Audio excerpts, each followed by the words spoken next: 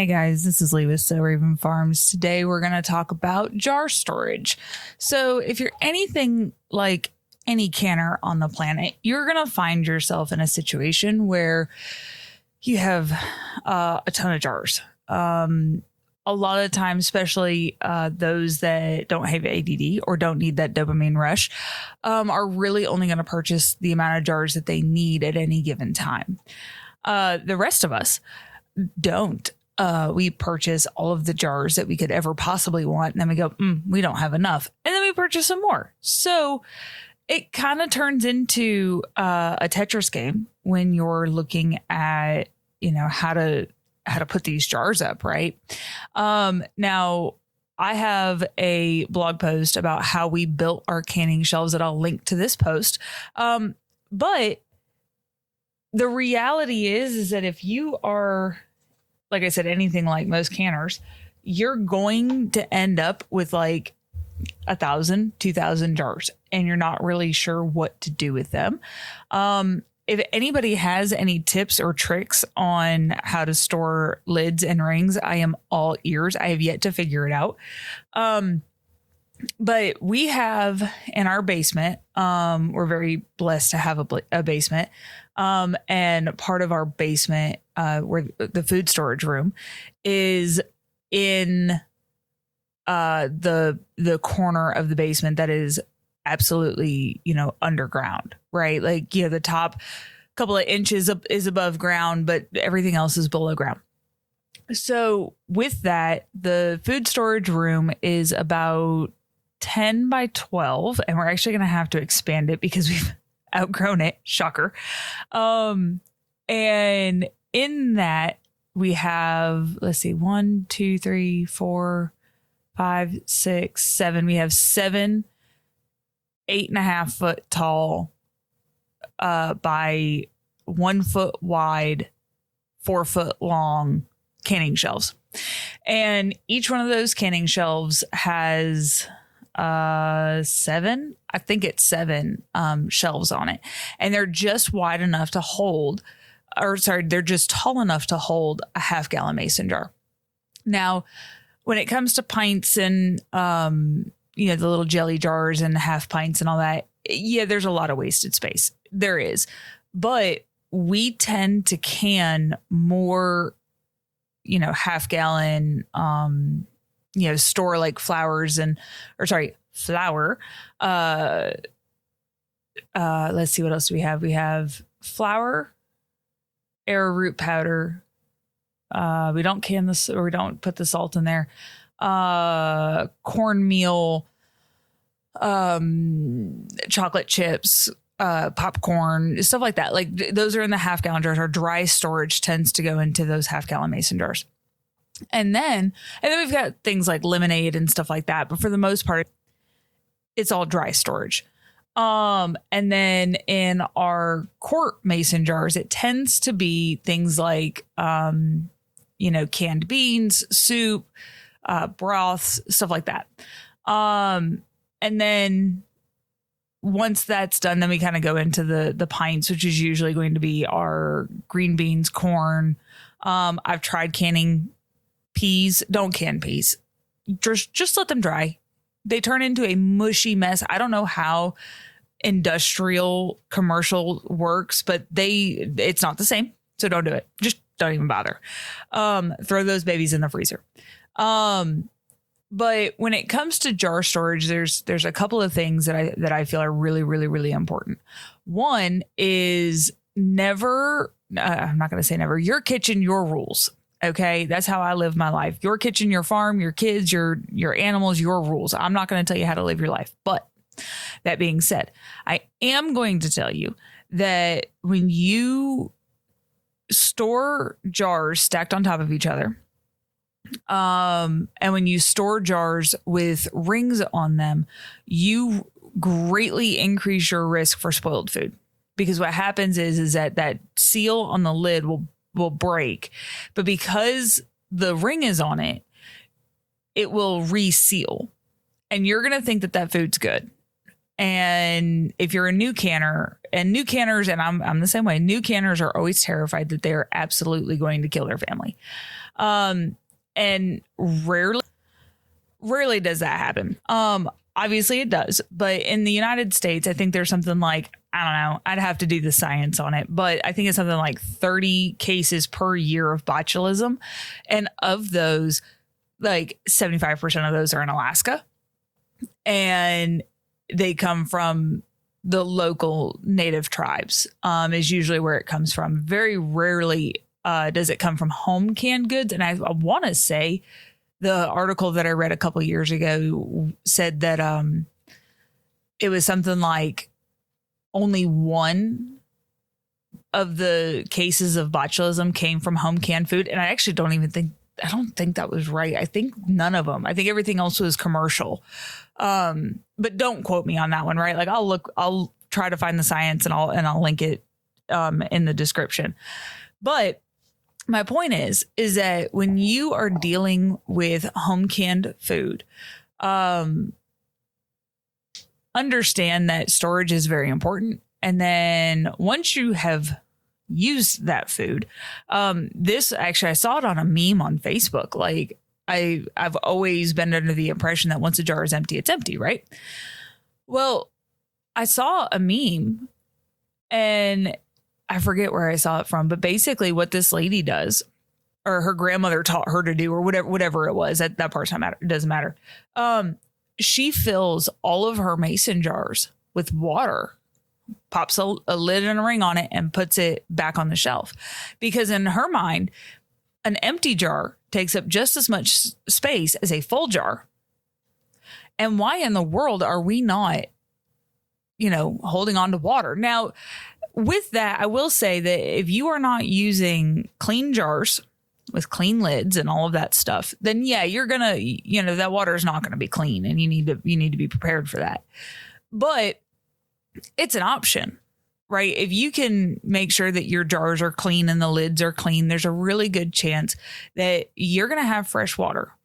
If the power goes out or if anything happens, you have, all these, if you're anything like me, thousands of jars in the basement. And out of those 1,000 jars, half of them are empty. So 500 jars of water in an emergency situation where you're sitting there going, the power's out, or maybe I can't pay my water bill, or, whatever your emergency is, you have fresh water and your animals have fresh water. Well, not fresh water, stored water.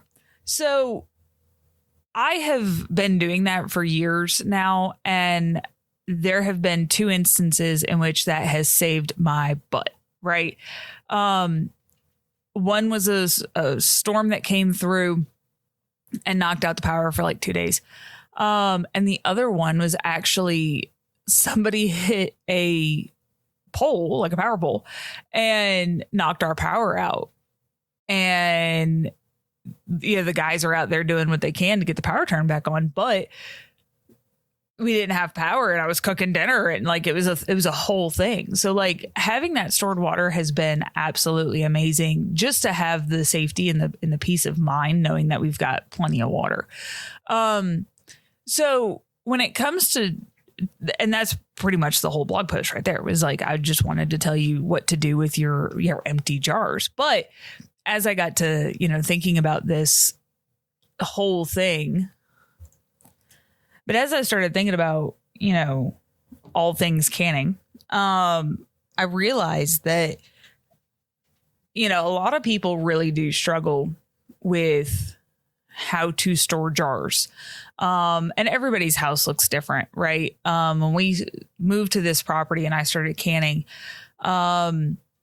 I asked Jared for a shelf to put all my canning stuff on because we were running out of space. And those metal shelves that you can get at like Home Depot or Lowe's or whatever, we use those for at various points in our marriage. As I was canning, we use those. And one of the things that we found was that the plastic pieces that held the shelves up would break. Now, did they break because of the weight of the shelf? I don't think so, but they would break. And the last thing that you want is all that hard work to end up on the floor. So I was like, absolutely not. And we moved to this property. We had a whole bunch of those shelves, and I was like, well, I don't really have a whole lot of choice. Okay, fine. And so I decided to use it, use what you have until you can't. And so we used those for a little while until I outgrew it. And so I asked Jared to build me some shelves, and he did. And he built Frankenstein. Now, Frankenstein is a 2 foot by 4 foot, like 5 shelf system. And any canner will tell you, you don't use 2 foot by 4 foot because you will lose jars in the back. And that's exactly what happened. And not to mention, I turned around and overfilled it within a couple of weeks because I was finding really good sales on produce. And so I was canning a ton. And so next thing I know, we're completely out of space. And he's like, okay. And so then he built me my first of 7 shelves down in the basement that are absolutely perfect. Like he could not have done a better job. And they're safe, they're secure. The pigs have gotten into the basement multiple times. And they literally, Delilah, which was like 175, 200 pounds, she was able to, come up against it and rub her side on it. And like, yeah, like the whole time I'm screaming at her, trying to get her attention, trying to get a feed bucket, trying to get her away from it because she's like, it's not knocking over, but it's not stable either. But these storage shelves have been clutch when it comes to food storage because we literally, like in a 1 foot by 4 foot, footprints, floor footprint, whatever. It can hold something like, let's see, 1, 2, 3, 4. Well, hold on. Let's do this. We're going to do some math real quick. All right. So 4 times 12. So 48, each shelf can hold about 48 jars. And there are 7 of them. So each shelf can hold about 336 jars math wise. If we put the math in there, they hold about 300 jars. And what I do is on the very, very top shelf, because I can't really reach it, that's where all the unopened boxes of jars go. And then the same thing at the very, very, very bottom. That's your foot traffic. And the last thing you want to do is accidentally kick the jar or kick the shelf and, kick all those jars over. So the very, very top and the very, very bottom are for unopened jars. And everything else is, jar storage or, unused jars. So they're filled with water or canned food. And then the other one is that we also put a ton of our dried goods on there. So like boxes of pasta, seasonings, dried herbs, whatever. Like we will turn around and put a lot of non-canned stuff within that food storage room. When we build Jared's shop, he's actually going to move a lot of the stuff that's in the basement out, and he is going to build out that entire food storage room. And it'll be a 2-part room. One will be our quote dried goods, which will be stuff like the jars of soup and flours and sugars and stuff like that. And then the other room will actually be a cold room. We'll get a cold bot and put it in there. And that's going to be for stuff like seeds that need to stay cool, hanging meat that needs to be seasoned, like hung, right? Different things like that. And that room will probably be empty most of the time. So it's going to be a little bit of a smaller room. But having a cold room would be great for things like cheese, things like, like I said, hanging meat until it's ready to be processed down and finished butchered. And so as you're looking and brainstorming and thinking about what you want your final food storage room to be, really consider what you want your jar storage to look like. Jar storage is incredibly important. One of the things that we have done is we've put brackets on the tippy top of the shelves to bolt them to the floor joists, the ceiling of the basement. Sorry, guys. My son's dog just came downstairs and he is super cute. Cody's 140 pounds of love and fluff. And of course, Blue has decided that she wants to, eat him. So I'm actually going to wrap this up because the kids are waking up. If you have any questions, feel free to reach out. But the shelves in that jar storage room are clutch. And like I said, I'm going to link that blog post down in the description. It tells you exactly how we built it, and exactly what we used, how we did it, the whole thing. So I don't really have anything else for you guys today. So I hope you guys have a good day.